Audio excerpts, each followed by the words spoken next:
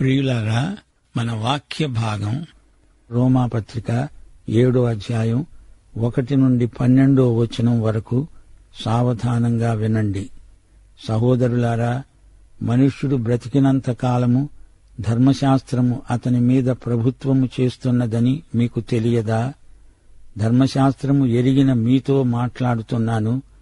భర్తగల స్త్రీ భర్త బ్రతికి ఉన్నంత వరకే ధర్మశాస్త్రము వలన అతనికి బద్ధురాలు. కాని భర్త చనిపోయిన ఎడల భర్త విషయమైన ధర్మశాస్త్రము నుండి ఆమె విడుదల పొందుతుంది. కాబట్టి భర్త బతికి ఉండగా ఆమె వేరొక పురుషుణ్ణి చేరిన ఎడల వ్యభిచారిణి అనబడుతుంది గాని, భర్త చనిపోయిన ఎడల ఆమె ధర్మశాస్త్రము నుండి విడుదల పొందింది గనుక వేరొక పురుషుణ్ణి చేసుకున్నా వ్యభిచారిణి కాదు. కావున నా సహోదరులారా, మనము దేవుని కొరకు ఫలములను ఫలించునట్లు మృతులలో నుండి లేపబడిన క్రీస్తు అనే వేరొకని చేరటానికి మీరు ఆయన శరీరము ద్వారా ధర్మశాస్త్రము విషయమై మృతులయ్యారు. ఏలయనగా మనము శరీర సంబంధులమై ఉండినప్పుడు మరణార్థమైన ఫలము ఫలించడానికి ధర్మశాస్త్రము వలననైన పాపేచ్ఛలు మన అవయవములలో కార్యసాధకములై ఉన్నాయి. ఇప్పుడైతే దేనిచేత నిర్బంధించబడ్డామో దాని విషయమై చనిపోయిన వారమై ధర్మశాస్త్రము నుండి విడుదల పొందాము గనుక మనము అక్షరానుసారమైన ప్రాచీన స్థితి గలవారము కాక ఆత్మానుసారమైన నవీన స్థితి గలవారమై సేవ చేస్తున్నాము. కాబట్టి ఏమంటాము? ధర్మశాస్త్రము పాపమైందా? అట్లనరాదు. ధర్మశాస్త్రము వల్లనే గాని పాపమనగా ఎట్టిదో నాకు తెలియకపోయేదే. ఆశించవద్దని ధర్మశాస్త్రము చెప్పని ఎడల దురాశ అనగా ఎట్టిదో నాకు తెలియకపోయేదే. అయితే పాపము ఆజ్ఞను హేతువు చేసుకొని సకల విధములైన దురాశలను నాయందు పుట్టించింది. ధర్మశాస్త్రము లేనప్పుడు పాపము మృతము.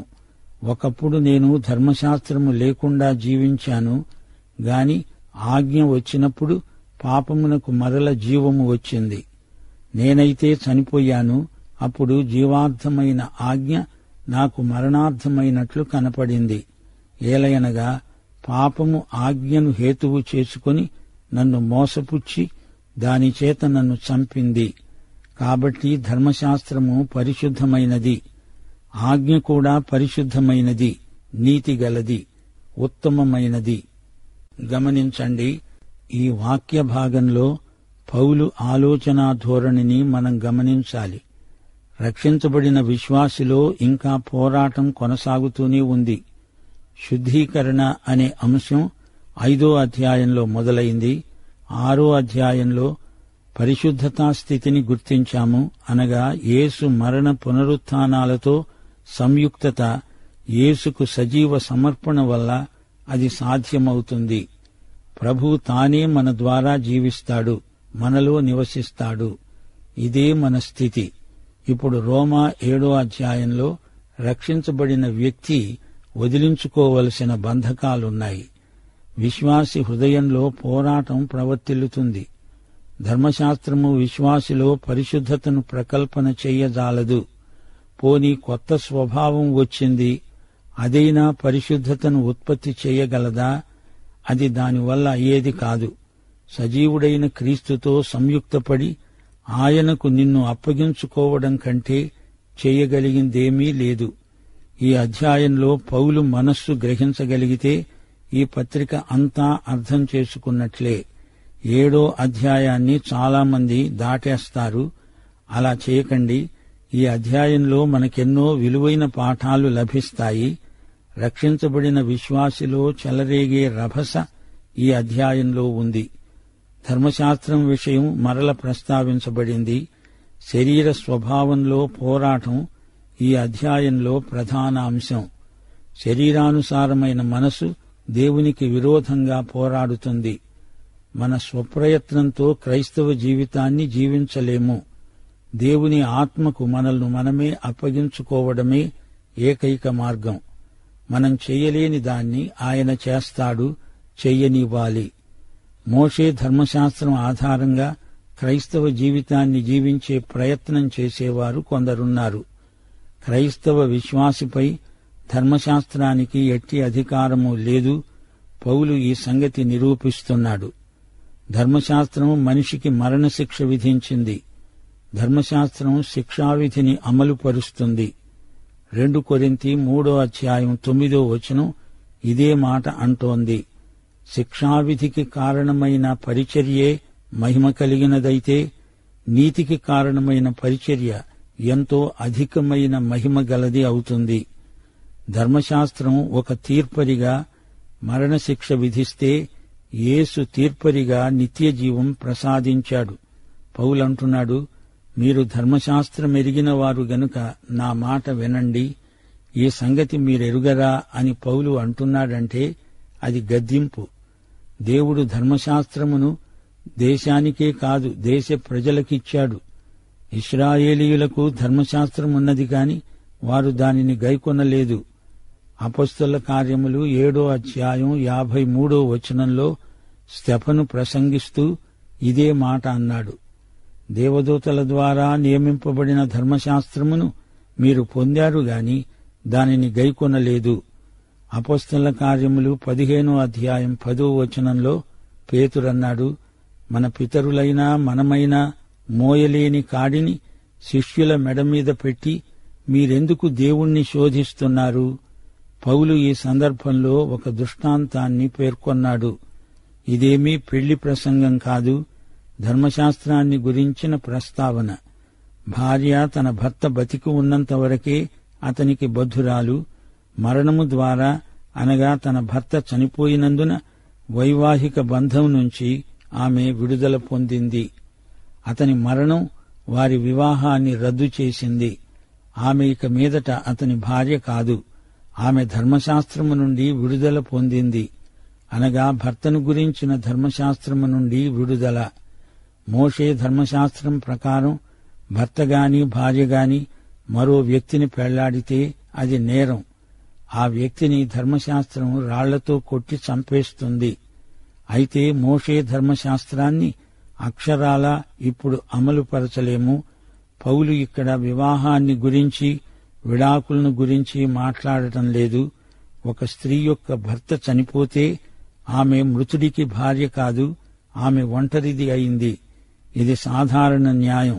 భర్త చనిపోతే భార్యను అతనితో పాటు చంపేస్తారా? సహగమనం సభ్య సమాజం అంగీకరించదు. భార్యాభర్తల మధ్య వైవాహిక నియమమును గురించి పౌలు మాట్లాడుతున్నాడు. భర్త సజీవుడా లేక మృతుడా అనేది అసలు ప్రశ్న. ఆదామీయ స్వభావం పాతది. ధర్మశాస్త్రము విషయమై మీరు మృతులు. యేసు శరీరము ద్వారా మీ విషయంలో ధర్మశాస్త్రం మృతమైంది. మీరు మరొకణ్ణి చేపట్టడానికి స్వేచ్ఛ ఉంది. ఆ వేరొకడు ఎవరు? మృతులలో నుండి లేచిన యేసే. మనం యేసును చేపట్టినందున దేవుని కోసం ఫలించగలము.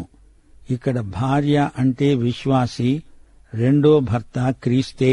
అది సరే, మరి మొదటి భర్త ఎవరు? ఈ ఉపమానంలో ఇద్దరున్నారు. మొదటి ఆదాము, కడపటి ఆదాము. మొదటి మనిషి, రెండో మనిషి అయిన క్రీస్తు. పాత స్థితి ఆదామీయ స్వభావం. ఆ పాత స్వభావాన్ని అదుపులో ఉంచడానికే ధర్మశాస్త్రం ఇవ్వబడింది. అయితే మన శరీర బలహీనత వల్ల అది విఫలమైంది. ధర్మశాస్త్రం ఇశ్రాయేలీయుడి మెడకు కట్టిన తిరగటి రాయి. అది అతన్ని పైకెత్తలేదు, కిందికి లాగేస్తుంది. 15 శతాబ్దాలు అది వీరిని దాస్యంలో ఉంచింది. ధర్మశాస్త్రోక్తమైన ఆజ్ఞలను వారు నెరవేర్చలేకపోయారు. ధర్మశాస్త్రానిది తీర్పు పరిచర్య. విశ్వాసి ధర్మశాస్త్రాన్ని చేస్తానంటే అది కుదరదు. క్రీస్తు తన శరీరమందు చనిపోయాడు. ఆయన మరణంతో మనం సంయుక్తమవుతున్నాము. ఇప్పుడు మనము ధర్మశాస్త్రానికి, ధర్మశాస్త్రం మనకు మృతమే. మొదటి భర్త ఆదాము, ఇప్పుడు మనము అతనితో లేము. మనమిప్పుడు సజీవుడైన యేసుక్రీస్తుతో ఉన్నాము. క్రీస్తుతో చనిపోయాము, క్రీస్తుతో తిరిగి లేచాము, క్రీస్తుతో సంయుక్తమయ్యాము. క్రీస్తు మనకు రెండో భర్త. ఈయన సజీవుడు, ఫలించడానికి ఈయనను బట్టి మనకు సామర్థ్యము కలిగింది. క్రీస్తును శరీరరీతిగా మనము ఇక మీదట ఎరుగము. పునరుత్థానుడైన క్రీస్తుతో మనం జత చేయబడ్డాము. క్రీస్తునందలి కొత్త మనిషికి ధర్మశాస్త్రంతో ప్రమేయం లేదు. పాతవి గతించాయి, ఇదిగో సమస్తము కొత్తవి అయ్యాయి. 2 కొరింథీ 5:17 విశ్వాసి ధర్మశాస్త్రం క్రింద లేడు, కృప అతని మీద ఉంది. మొదటి భర్త మృతుడు, అతణ్ణి పాతెయ్యాలి. నాబాలు లేడు, చనిపోయాడు. అబీగయీలు దావీదును పెళ్లాడింది. ఈ విషయంలో ధర్మశాస్త్రం అభ్యంతర పెట్టదు. ధర్మశాస్త్రము నుండి విడుదల లభించింది. ఇప్పుడు క్రీస్తును చేరి ఉన్నాము. దేవునికి మంచి ఫలాలు పండిస్తాము. మునుపు మనం శరీర సంబంధులం, మరణార్థమైన ఫలాలు పండించాము. ధర్మశాస్త్రం ఉంది గాని నాలో పాపేచ్ఛలు చెలరేగకుండా అది అరికట్టలేకపోయింది. మన అవయవాలు దుర్నీతి సాధనములైపోయాయి. ధర్మశాస్త్రాన్ని ఎవరు నెరవేర్చగలరు? శరీర స్వభావం ధర్మశాస్త్రాన్ని మీరుతూనే ఉంది. ధర్మశాస్త్రాన్ని మీరినందుకు మరణమే శిక్ష. ఇప్పుడైతే ధర్మశాస్త్రము నుండి విడుదల పొందాము. ఇప్పుడు క్రీస్తు సంయుక్తత వల్ల నేను క్రీస్తుకు అనుకూలంగా బ్రతుకుతాను. క్రీస్తునే సంతోషపెడతాను. విశ్వాసికి సత్ఫలాలు పండించడానికి పూర్తి స్వేచ్ఛ ఉంది. మనం క్రీస్తును ప్రాణాధికంగా ప్రేమిస్తాము గనుక ఆయనను సేవిస్తాము. యోహాను సువార్త 21:17 ప్రభువు ప్రశ్న: పేతురు, నన్ను ప్రేమిస్తున్నావా? దేవుడు అడిగే ప్రశ్న కూడా ఇదే. నీకోసమై ప్రాణం పెట్టిన నా కుమారుణ్ణి నీవు ప్రేమిస్తున్నావా? క్రైస్తవ జీవితం క్రీస్తు క్రైస్తవుని ద్వారా జీవించే జీవితమే. ఇది ధర్మశాస్త్రం చేయజాలదు. నువ్వు నేను చేయలేము. తప్పు ధర్మశాస్త్రానిది కాదు. లోపమంతా మనలోనే ఉంది. మరి ఇప్పుడో మనకు ధర్మశాస్త్ర బంధము లేదు, నిర్బంధము లేదు. మనకు విడుదల. ప్రాచీన స్థితి అక్షరానుసారమైనది గాని మన నవీన స్థితి ఆత్మానుసారమైనది.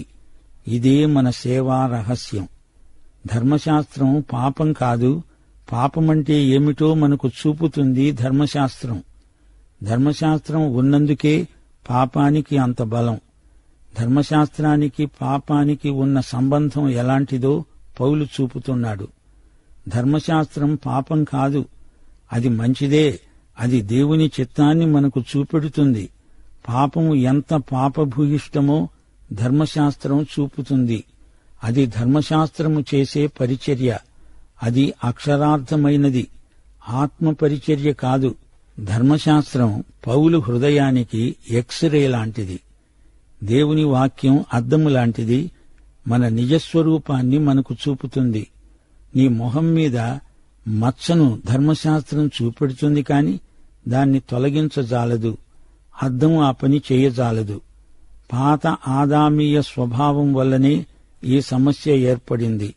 శరీరం బలహీనం, అది ధర్మశాస్త్ర ఆజ్ఞలను పాటించజాలదు. దేవుని వాక్యమనే అద్దంలో చూచుకుంటే నీ నిజస్వరూపం నీకు కనపడుతుంది. నీవు పాపివని, అపరాధివని, అక్రమకారుడివని నీకే కనపడుతుంది. ధర్మశాస్త్రపు ఆజ్ఞ వచ్చినప్పుడు పాపానికి ప్రాణం వచ్చింది. నేనైతే చనిపోయాను అని పౌలు సాక్ష్యమిస్తున్నాడు. ధర్మశాస్త్రం ద్వారా బతకాలి అనుకుని చనిపోయాడు. ద్వితీయోపదేశకాండం 8:1 నేడు నేను నీకు ఆజ్ఞాపించిన ఆజ్ఞలనన్నిటినీ అనుసరించి నడుచుకోవాలి.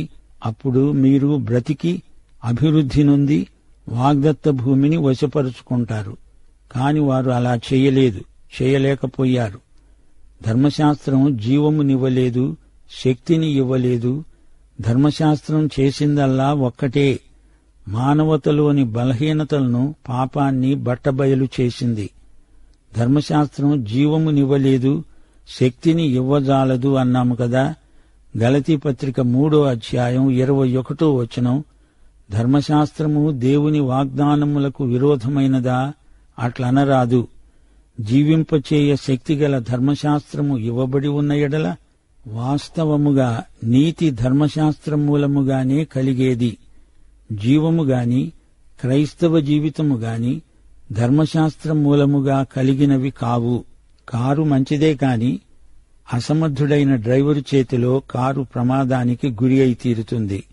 లోపం కారుది కాదు, డ్రైవరుది. అలాగే ధర్మశాస్త్రం కాదు, మనిషిలోనే ఉంది ఉన్నదంతా. పాపానికి బలం చేకూర్చింది ఆజ్ఞ. ఆజ్ఞ అంటే ధర్మశాస్త్రోక్తమైన ఆజ్ఞ. ఈ పాపం నన్ను మోసపుచ్చింది. ఈ ఆజ్ఞను ఆసరాగా చేసుకుని ధర్మశాస్త్రం నన్ను చంపింది. ధర్మశాస్త్రము గాని ఆజ్ఞ గాని ఏ లోపము లేనివే. ధర్మశాస్త్రం పరిశుద్ధమైనది. ధర్మశాస్త్రమందలి ఆజ్ఞలు నైతికంగా ఉన్నతమైనవి అంటూ అపొస్తలుడైన పౌలు తన స్వకీయ అనుభవంలో నుంచి మాట్లాడుతున్నాడు.